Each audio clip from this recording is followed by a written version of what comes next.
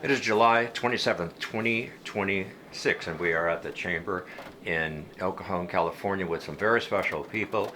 And we are with, what's his name again? Breezy. Breezy. This is pretty amazing. We just came out of a meeting about smart cities. We came out of a meeting with the AI technology. Had some really young people that really talked about it and all the things that are positive, and also looking at things that could be corrupted too. So we always want something safe. So we've got some incredible people here. If you just introduce yourself and tell us what this robot is, and say your first and last name, spell your last name and your title or your business, and we'll start right now with Breezy and Todd. Yes, hello. My name is Todd Brinkman. I'm the founder of Main Street History and Main Street Smart Cities, and I'm excited to be here today because we're celebrating 4 years of TEMI at the Chamber of Commerce. And it's an amazing journey of how this particular city launched at the end of the Second Industrial Revolution in 1912, 1914. The city started, and the Chamber of Commerce was right there. It helped the city really do its building during that era. And after the troops came back in the 1950s, we launched the Third Industrial Revolution, where the Chamber of Commerce and the city built the world we live in today, which is the interstates and the malls. And as we move into whatever comes next, the future stuff, the Chamber is right here again by having the robot here for the past 4 years of understanding what's possible and what we can create. So now we're in the world of creation now as we move into our new industrial revolution. And it's just a conversation with elected officials and people in the community of how we can come together and adapt. Like Main Street has a proud history of adapting to new technologies. And really, one thing we've learned about history, especially here in East County, is that we move forward with technology. And it's up to us to come together and figure out what that is. And that's what we're here today. And I'm proud to be standing next to a few people, a few leaders in East County as we move forward. And everybody has a different set of fears and challenges and hopes and dreams, but all of us really can start coming together and learn how we can really adapt and move forward in such a tsunami of change with physical AI like robots. I happen to sell 24 types, and as we launch AI and all these history projects, it's amazing to be here. And I know the world is a little crazy right now, but it actually is, from my point of view, it's one of the most exciting times to be alive because there's so much change. And now we get to create what's possible. And Todd, just real briefly, can you tell us about Breezy here? I mean, can he print some cash maybe for me? I have to throw that in, right? Because I'm a little short on cash today. But no, just kidding. Tell us about this incredible machine. I saw it there, and I'm going, wow, we need to know what this is and what it can do. Yes, it's a TEMI unit. It's a V2. It's a refurbished interactive robot. They're out of Israel. Their headquarters is in the United States, but a lot of it's China, of course. That's where a lot of robots are. But this particular unit is like a glorified chatbot and an iPad, so you can program it to do literally anything or a lot of things. The newer versions are taller and the screens are bigger, and it's an ability to adapt to different programs. How did it follow behind you from the front of this chamber to this back room here? Yeah, it just follows you around. I don't know if you can see that or not. Is it programmed to follow just you? Yes and no. It can do that with facial recognition. So what do you do with it? What does it? How does this make your life or business easier? Exactly. So what we do here at the Chamber is it's been greeting people for the past 4 years. It tells people the upcoming events. It tells people about new Chamber members. Oh. So what's interesting is its social utility is rather limited here because the space is small. But imagine this out at a hotel or a conference center where you don't know where the next event is. The robot will help you navigate to where it goes. So it's not necessarily designed just to replace people. It's designed to leverage our ability to understand. So if it's a really busy restaurant, she's a little excited, kind of like navigating a dog. It's kind of like it'll help you with restaurant, like the restaurant menus as you enter a restaurant. So again, it's not designed to replace the restaurant worker. It just maybe it's really busy and you don't have to stand in line for 45 minutes. So are Breezys being used in our area or nationwide? Not here in East County. It's very limited, and they're growing around the world. It kind of depends on the region of how quickly they're adapting to robots, but it is coming at a rapid pace. So what's nice about today's event is we all get to take a deep breath, but we all know they're coming. So we have some people say 6 months or 18 months or 2 years before you're going to go to a restaurant or hotel and see 10 robots just running around. So I've seen a lot of this from Japan. They Yep. seem to be the cutting edge of a lot of this, where Yep.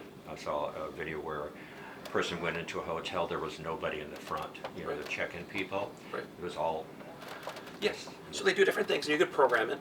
So again, the old models of a hotel or a restaurant used to have like a whole bunch of employees.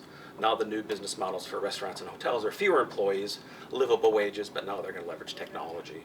So as we kind of rethink what is a hospital, what is senior living, what is a restaurant, you know, we can figure out how to use technologies. But for me, how do we use it in this human-centric way, where now that employee has more time, you know, talk to the person about their anniversary. What can I do to make this special?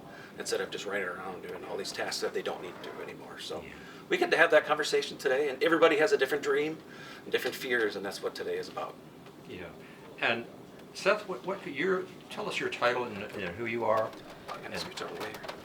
Yeah, I'm Seth Smith. I'm a council member in the city of Lemon Grove, and really what I'm excited about is in this AI sort of coming up to help us as a municipality is one of the things I've seen come recently is like a pre-check for building permits, and it's something where you have your designer or your architect submit plans. The AI says, "Oh, here's the basic things that are going to get flagged in your first round. Go ahead and correct those before we go through the permitting process," and that just helps keep buildings moving faster. It helps keep our staff streamlined, so they can spend more time doing talking with our residents, and they can spend more time helping people with their planning process rather than having to really spend a lot of time saying these are the things you can't do, and spending more time saying these are the things you can do.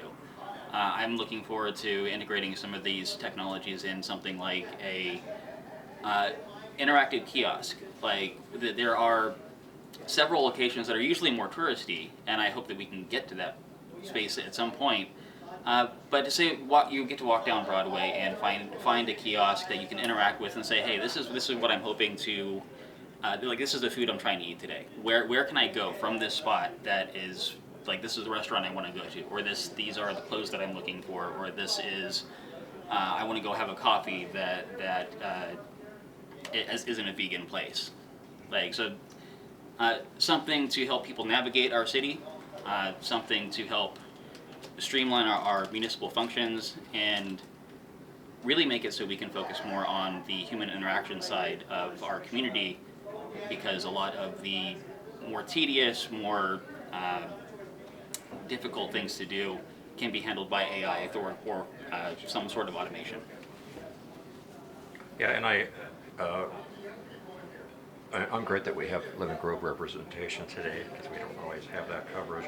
Also, Dr. Woods, Gary Woods, I know him, had a wonderful quote. He said, we want our students, and actually everybody, we want our students to be at the head of the line, not the back of the line. Right? Or to me, it's like you want to be in the locomotive, not in the caboose. You want to be at the cutting edge. Mm-hmm. So, who do we have next? You want to step up forward a little bit? Oh. Thank you. Seth. Hello. I'm Patricia Dillard. I don't know if it's okay for me to stand where I am. Just first and last name and spell it. Patricia Dillard, City Council member For the city of La Mesa. Oh, La Mesa. Okay, Yeah, great. Yeah, and I'm happy to be here and celebrate Main Street today. This is my first time meeting Breezy. I love the name. It's a breeze. So that is really great. And I'm excited about the future of AI and what a machine like you have can do. I can see where you could make it personal and have a kind of a relationship. I saw that Breezy kind of follows you around like your favorite doggy or whatever, and so I love that. We actually have a few things going on already in the city of La Mesa with our La Mesa Police Department. We actually use AI to help streamline non-emergency calls where people are kind of waiting in line. They have a non-emergency, but they're on hold waiting for the next person to finish their call. And now with AI, we're able to use AI to notify the callers that are waiting in the waiting process and ask them questions ahead of time and see if we can't streamline answers for them. And I think this, excuse me, and yeah, kind of prioritize emergencies, you know. Absolutely. A serious injury or something, it goes to the top and it's like it keeps going, right? Exactly. That's it goes to the next person so Right. that people don't feel like they're just waiting and Right. waiting. You know, you're number 5 in line, And I whatever. believe the San Diego Police Department is, just been a whole bunch of comments about it. I think they're just using it now. I'm not sure about the San Diego Sheriff's Department, but the San Diego Police Department is doing it right now. They That's are a too. huge community, right, of course, Yeah, right? And yeah, and thousands of calls a day, obviously, right? much better for the community, and we feel very happy and excited for the way people feel like their issues are important as well, and that we are handling them in a quick and more reasonable time than they normally would wait.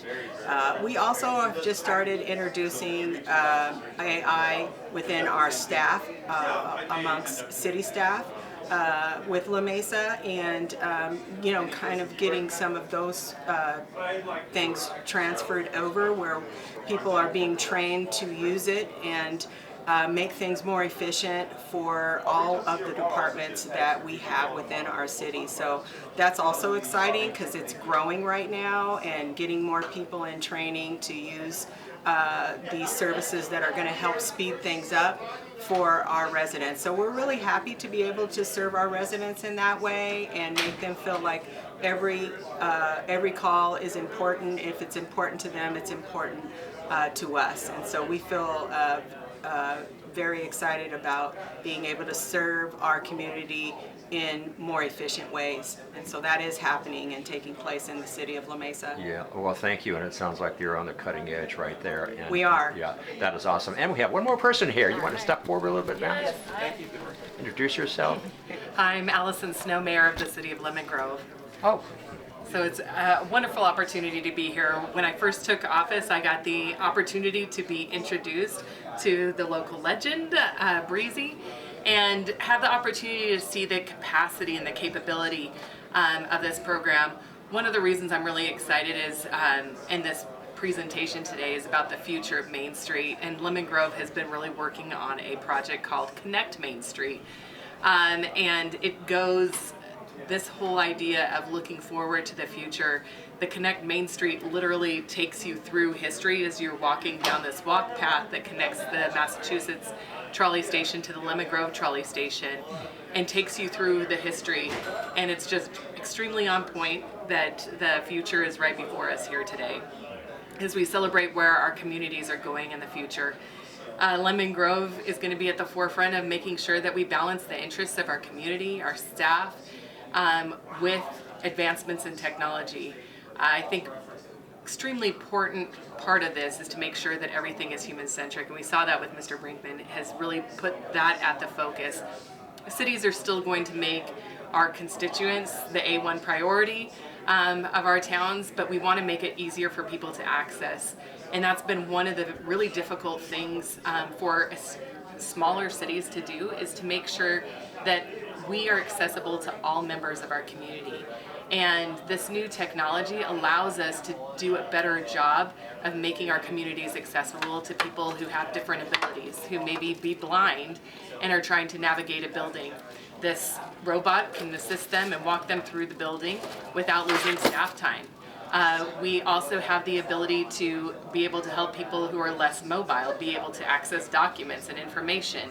So I think, especially for those who really have struggled to have equal access to information, opportunities, and just the resources that the city offers, this is going to help us fill that gap. And so we're super excited for the future, cautiously optimistic about where we're going, and we're going to make sure that the safeguards are in place to make sure that we're doing this in a safe and responsible manner, but we're excited for the future of Main Street. okay, well, thank you all. I just have one question for Todd. Come around here. Hey, Todd, I have this burning question. Does Breezy come in different colors? Just black. Just black. As far as I Okay, know. so if you wanted a blue one or a pink one, you'd have to wait, You right? know, you can actually do that. They call it a cover. Oh, a cover, So you right. can actually turn this into like a Coca-Cola. Okay, I just thought maybe some people like a different color. You can wrap it. It's called a robot wrap. All right, thank you very much.